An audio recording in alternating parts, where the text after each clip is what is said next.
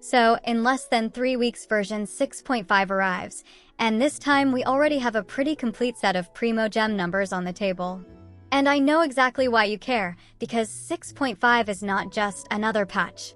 It is the patch where a lot of people either lock in their next team plan, or they realize they are one wish short right when the banner timer hits 0. So today we are doing the clean full patch count for 6.5, so you know how much you can realistically save for the Chasca, Linnea, Lauma, and Nefer banners. Let us begin with the most consistent source, your daily commissions. Over the full patch you have 42 days, which comes out to 2,520 Primogems from dailies alone. This is the part everybody gets. No skill check, no exploration grind. Just log in and do the routine. Since there is no main story reward chunk, the next storyline is smaller quests and side content.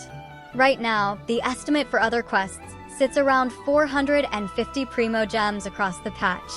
This is usually a mix of world quest steps, small side quests, and little objective chains that are not marketed as a big story, but still pay you for playing. Now we get to the part that will matter for a lot of you, exploration. 6.5 expands the map to the north of Mondstadt. If you actually explore this new area properly, the estimate for exploration rewards sits around 1,120 Primogems. That number is basically the you explored everything number, meaning you opened all chests, did all puzzles, grabbed all waypoints, and did the full exploration loop in the new zone.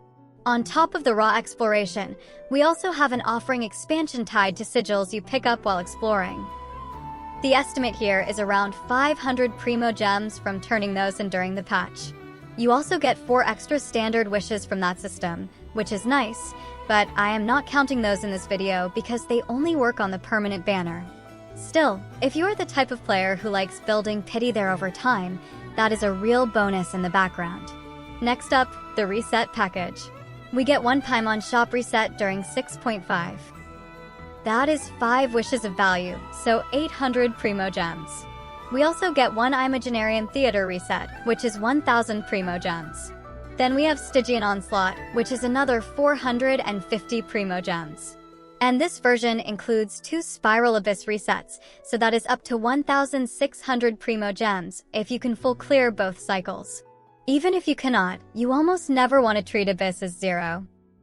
A partial clear is still free Primogems, and in a patch like this every chunk matters.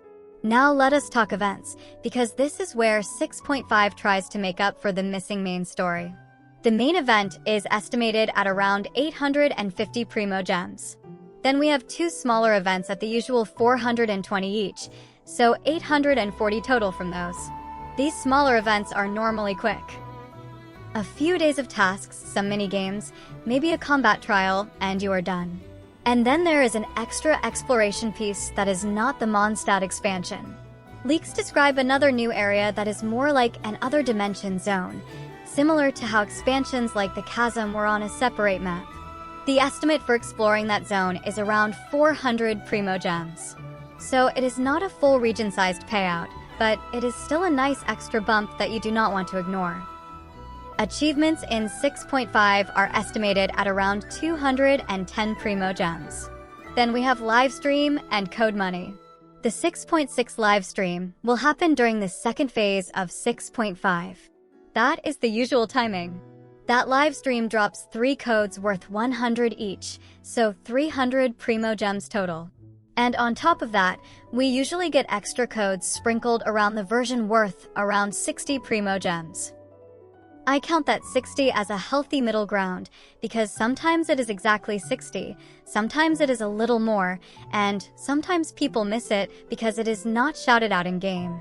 Either way, I post every code the moment it drops, so if you do not want to lose free Primogems to a timer, make sure to subscribe so you can see it on your YouTube starting page when you scroll through. We also have the update maintenance compensation, which is 600 Primogems in your mailbox. That part is always a clean login and claim it reward, so it is one of the easiest chunks in the whole patch. And finally, we add the other sources bucket. This includes character trials for the featured banners, small web events, the artifact leveling quest in the battle pass, and so on. The estimate for this whole bucket is around 240 Primogems. Alright, now we total everything up. For free-to-play players, the full 6.5 patch estimate lands at 11,940 Primogems, which is about 75 wishes. If you have Welkin, you add another 3,780 Primogems over the patch, bringing the total to 15,720 Primogems, or around 98 wishes. And if you also buy the Battle Pass, you can add another 1,320 Primogems in value, which pushes the overall total to 17,040 Primogems, or about 107 wishes. So what does that actually mean in practice? Honestly, 75 pulls looks fine on paper, but I get why some of you will call it underwhelming when you hear 2 new maps. The reason is simple. There is no main story payout to inflate the count, and the reset timing is not as stacked as those crazy windows where you get multiple shop resets and multiple theater resets at the same time. This patch is more balanced, more normal, and not incredibly high-paying. The bigger issue is planning pressure. 6.5 is already asking you to think about your pulls and layers. If you want Linnea because you are building the best Z-buy teams, that is one kind of investment. If you also want to save for Nicole later, because you think she will pair well with Varka teams, that is another investment on top.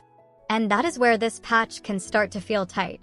Not because the rewards are terrible, but because the banner roadmap is not slowing down. One good patch is fine. A chain of good patches is where free-to-play accounts start making hard choices. So my advice for the saving mindset is simple. If you are aiming for a specific team, decide what your core is and what is optional. If your core is Z-buy, then Linnea and the other lunar crystallized pieces matter more.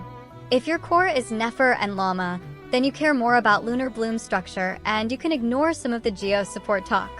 And if you are just chasing comfort, Chasca is the kind of banner where you pull because you want your overworld to feel smooth and easy.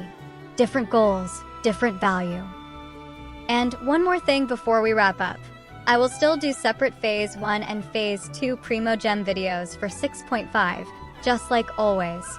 This video is the full patch overview so you can plan early, but the phase videos are what you use when you are sitting there with a banner timer and you want the exact "what can I still get before it ends" number. Let me know in the comments who you are pulling for in 6.5. Are you going for Linnea to upgrade Lunar Crystallize? Are you saving for Nefer and Lauma? Or are you going for Chasca because you want a comfy carry? And also tell me your current Primogem count, because I love seeing where everyone is at before a new patch hits.